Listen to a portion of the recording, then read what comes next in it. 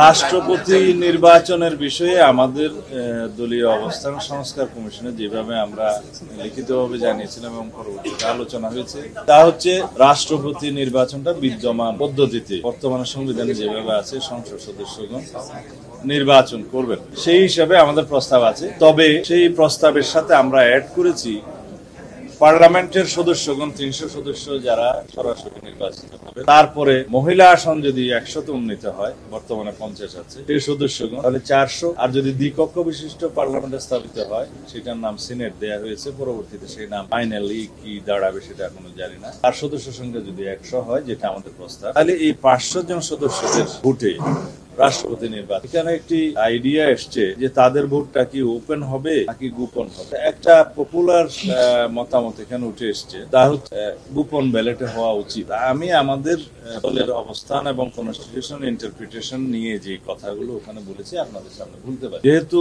Article 70-তে আমরা open করে দিয়েছি, কয়েকটা বিষয় বাদে বাকি সব বিষয় পার্লামেন্টের সদস্যগণ স্বাধীনভাবে ভোট দিতে পারবেন, দলের বিপক্ষেও আলোচনা করতে পারবেন, অবস্থান নিতে পারবেন। সেখানে আমাদের 4টা বিষয় আছে। একটা হচ্ছে আস্থা ভোট, অর্থ বিল, সংবিধান সংশোধন বিল এবং জাতীয় নিরাপত্তা সংক্রান্ত এই বিষয়গুলো বাদ দিলে বাকি সব বিষয়ে সংসদ সদস্যগণ স্বাধীন থাকবেন।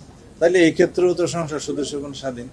তো সুতরাং এই স্বাধীনতা ভোগ করে যদি সবাই একটা সর্বসম্মত সিদ্ধান্তে আসে যে গোপনীয় ব্যালটের মধ্য দিয়ে এই 500 সদস্যের ইলেকটোরাল কলেজের সবাই সংসদ সদস্যগণ বোদ্দা হাউসের, তারা যদি গোপন ব্যালটের মাধ্যমে রাষ্ট্রপতি নির্বাচন করেন, সেখানে স্বচ্ছতা নিরপেক্ষতা সবকিছু বজায় হবে বলে আমরা মনে করি। তবে সেটা সিদ্ধান্তের বিষয় এবং এই সিদ্ধান্তটা আমাকে আমার দলের পক্ষ থেকেও অনুমোদন নিয়ে আসতে হবে। যদিও কনস্টিটিউশনালি এটা মোটামুটি একটা গ্রহণযোগ্য সিদ্ধান্তের মতো হয়ে যায়, যেহেতু আমাদের আর্টিকেল 70-তে এটা ওপেন করা। এটা হচ্ছে আমাদের অবস্থা।